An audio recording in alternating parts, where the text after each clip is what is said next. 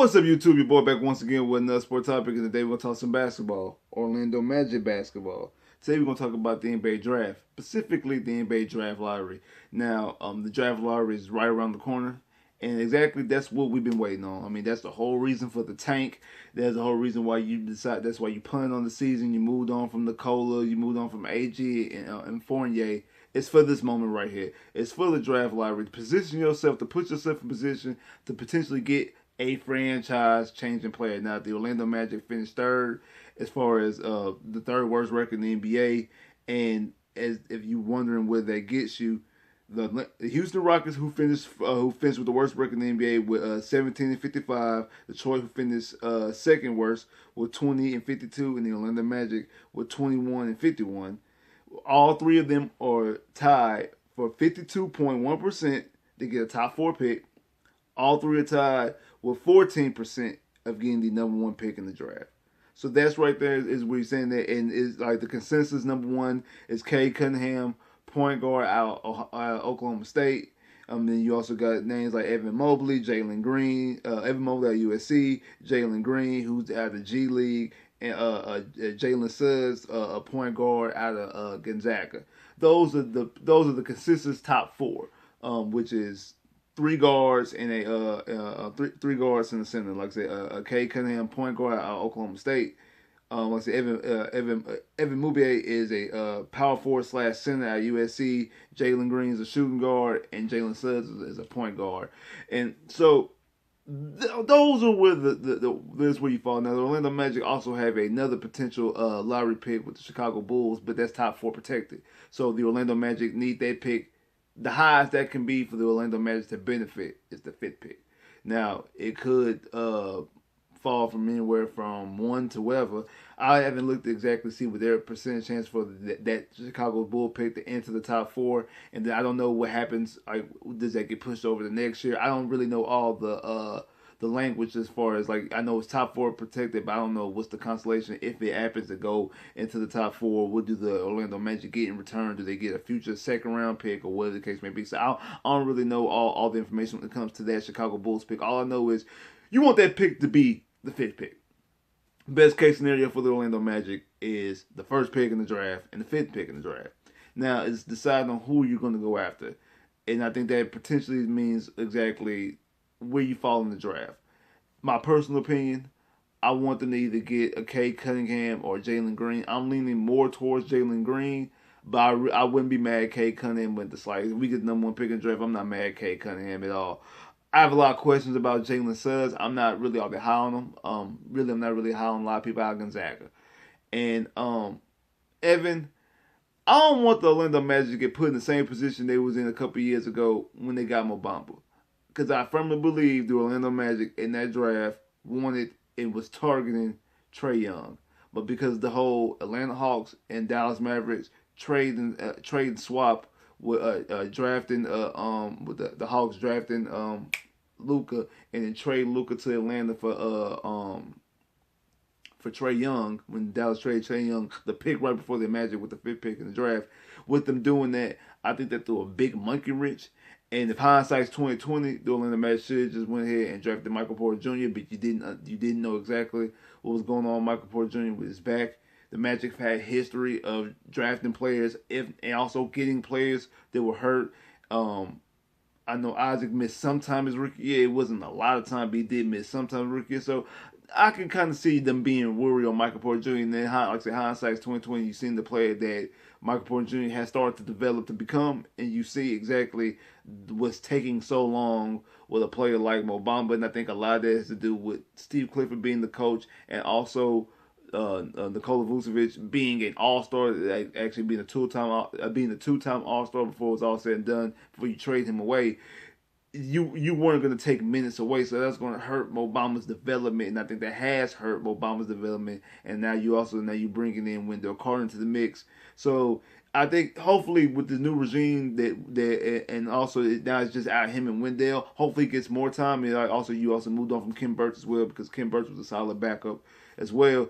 Now maybe Mo Bamba gets some more minutes, can be developed a little bit more, but you don't want to be put in that same situation again when you're forced to draft another player because the players who you wanted like a Kay Cunningham or Jalen Green or potential Jalen Suggs, if that's who the Magic want to target, or took him before you because you end up with the fourth pick or or you fall out of the top four, which I think would be catastrophic. The worst thing is that the Bulls get the first pick in the draft and the Magic fall like eighth or ninth. That would be just catastrophic, and it'd just be bad luck for the Magic. So we hope that doesn't happen. We hope that the draft lottery breaks our way. Like I say, best case scenario is the Magic get the first pick in the draft and also get the fifth pick in the draft when it comes to the Chicago Bulls pick. I don't. That's preferred. That's the best case. I just hope the Magic get a top three pick. If the Magic are to pick in the top three, I'm good, because I think if they pick in the top three, they're gonna end up with a player like Jalen Green. Like I said, that's who I really want, because I see he looks like he's a guy who can score the basket 3 levels. He can get to the rim, he can get to the rack, he can shoot, and he can get to the free throw line.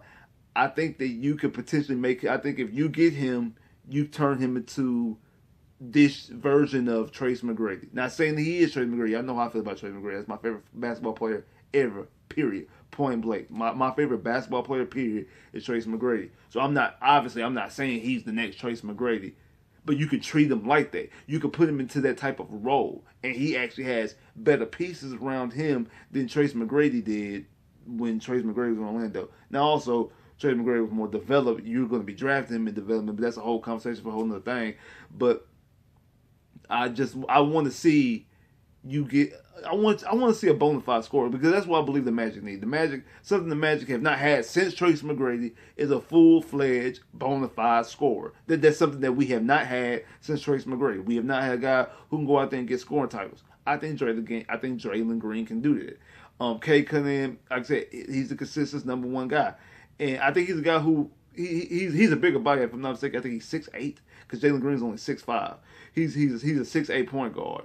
So you can use him, and you can use him in Markelle Fultz, because Markelle is a combo guard, so you can flip the guys, have them both play one, have them both play two, have whichever one you feel like is better suited for the point guard, whichever one you think is better suited for the shooting guard, however you decide. And I think the new head coach, if it's a Jason Kidd, if it's a Sam Cassell, if it's a Penny Hardaway or whatever, I think those guys, if it happened to be a Rick Carlisle type, I think those guys were able to make the right decision of who they want to have as have obviously as the guy running the show.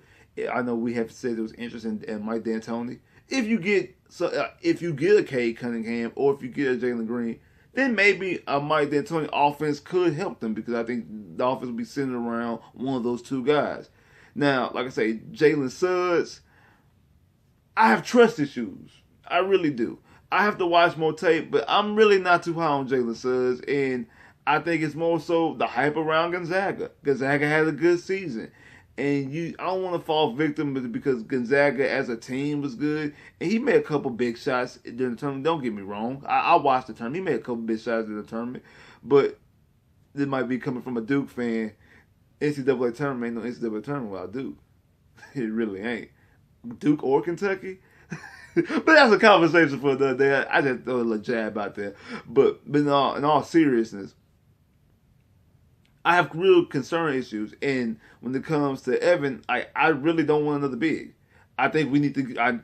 Even though it seems like we might be guard heavy with RJ, with Cole, with Markelle, we don't have a bona fide guy. I know a lot of people like Cole. I like Cole a lot. I don't think Cole is a superstar. I don't think Cole has that superstar. I'm not saying he has superstar mentality, because Cole can score, and you see he's clutch. He's a clutch guy. He can score.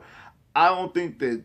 I think he's more of a 6-man type, which is nothing wrong with that. You need that. If you want to win championships, you need a 6-man.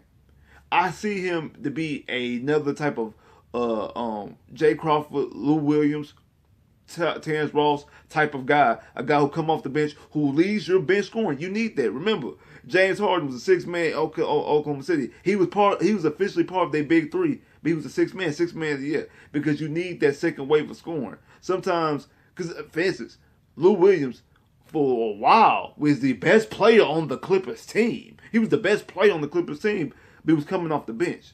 The reason why is because you need that level of scoring when all your starters are on the bench, and you need that second wave. You need that scoring off the bench. So there's nothing wrong with Cole being an elite six man. And that's what I think he could be. I think he could be an elite six man. I don't think he's a guy who you can say he's the stone of the he's the cornerstone of our franchise. He's the number one player. He's the number one scorer. He's the MVP type player. I don't think Cole is that type of player. Don't get me wrong. I like Cole a whole lot. So don't get this misconstrued and don't get twisted up like, why you don't like Cole? Why you hating on Cole? I like Cole a whole lot. I like RJ a whole lot as well. I don't think that neither one of them can be the bona fide guy. I actually think RJ might be able to be a little bit more than Cole because I think he can play a little bit better defense. He's a little bit better facilitator than Cole is. Cole's a scorer, which is nothing wrong there. Like I said, Cole could be that six man off the bench. I think that's the perfect role for Cole. So you need to get somebody who you can build around. I think either Jalen Green or Cade Cunningham definitely will be that guy. Who knows? Maybe Markelle develops to be that guy. Chuma could be that guy. I like Isaac a lot. Isaac is not that guy from a scoring standpoint. I think he's going to be an elite defender, first team, all defensive team, first defensive player of the year. I think he has that. If he stays healthy, he got that in the bag. That's coming for his future. As far as him being a scorer, not really so much. I see Jonathan Isaac as being a probably high mark between 17, 19 point guy. Maybe a couple years here and there he might be 20, 21, but I don't see him being a 25 point scorer or a consistent 20 plus point scorer. Markelle, if he could ever get that shooting back right, if he could ever be the player that he was projected to be when he was the first pick in the draft, maybe. Chuma has a little bit of potential that may be possible. When Chuma was when the trades first happened, Chuma was the only guy out there. Chuma showed you he could be that guy potentially, but that was a small sample size. We don't know exactly how it's going to be when it's full fledged. You got to be the guy. But I do think Jalen Green can be. I do think that Cade Cunningham can be. I think these guys, if I'm not saying, I think Jalen Green was averaging like 30 points in high school. I know it's high school, but still, that's a feed that's nothing to poo-poo. Somebody out there averaging 30 points in their career in high school, it ain't like he played like a couple games. Somebody like that's nothing to poo-poo. It's not a lot to put a whole bunch of stock in because it is high school and also the talent that you're playing against. But at the same time, it ain't nothing to just sneeze at either. You can't. You got to take it with a grain of salt, but you can't just throw it away like, no, that don't really mean nothing. It counts for something. Don't put a whole bunch of stock into it, but it's something that does pique your interest. So that's why I'm very, very intrigued and very hope that the lottery falls our way, that we do end up with a guy like a Jalen Green or a Cade Cunningham. If we get Cade Cunningham, I'm clapping. I'm happy. Let's go. We're gonna put whoever we get out of those guys. That's who we need to give the keys to the franchise to. We got the two building blocks with Isaac and Fultz. We get him make him whoever we draft, like I said, Cade Cunningham or Jalen Green as the full fledged. That's the superstar of our team. You got the sixth man and Cole. You got another guy coming off the bench in RJ. You have the centerpiece as a center and Wendell Carter. You got Mo Bamba come off the bench. Hopefully he develops a little bit more. And you also got Chuma. And then you still have whoever Chicago Bulls pick. As of right now, it's slated as the 8th pick. So hopefully, like I said, it moves up to 5. But if it stays at 8, that's cool. You potentially get somebody else. Now you got some talent. You still got Terrence Ross. I don't know if you're going to move on from him. I hear people talk about maybe potentially going after a Porzingis or something like that. I don't think it's time for that. I think, depending on especially when it comes with this lottery, you don't need to do that. Especially if this lottery breaks your way. If this lottery breaks your way and it puts you in a position that you get a top 3 pick, top 4, if we get the 4th pick, I'm still, because now I'm watching the draft like, ooh, don't draft him, ooh, don't draft, ooh, because you might end up be stuck with a Moby, Evan, or a Jalen Suggs instead of a Jalen Green or Cade Cunningham. Even though 3's the same way, because the only way you guaranteed to get one of those 2 guys is if you wanted to. Like that's like if you wanted to, you're guaranteed to get at least one of Jalen Green or Cade Cunningham. So you really want to be in the 1 or 2 spot. But at the very least, give me 3, so at least I get the 3rd best guy. And actually, I think not Chicago, but depending on who gets the 2nd pick, depending on what they need, they might go after Evan because I seen Evan slated as the second best player in this draft because it's K number one, Evan is two, Jalen Green is three, and Jalen Suggs is four, and then I seen other ones that's flipped has Jalen Suggs as three and Jalen Green as four. So this is all flip flop, but the number one, number two from most accounts is K Cunningham and also Evan. So those are the consistents one and two from most mocks and most top 100s that I've seen. Now, if from the most I've seen some with other ones, but I'm just going off of the most. That's basically the consistency. I think I've seen everybody have K as number one. I don't think I've seen any mock or top 100 have K not number one. So hopefully you fall in that range. So hopefully draft lottery breaks out. It is a lottery. Now the Magic have had a lot of success in the past when it comes to lottery, getting Shaq, putting this up position to draft Chris Webber and making the trade for Penny, and it also getting themselves to even draft Victor Oladipo. Also, can't forget putting themselves in position to draft Dwight Howard. So the Magic have had lottery success. Also have had some not lottery woes, but lottery head scratchers. Like the back-to-back years that you had the sixth pick when you drafted Isaac and Mo Bamba. Especially the Mo Bamba draft. Because if I'm not mistaken, I think the Magic were like either the fourth or the fifth spot before the draft, and then before the draft lottery, and end up with the sixth pick. And like I say, they was one pick too short the draft who I really believe they really wanted in Trae Young.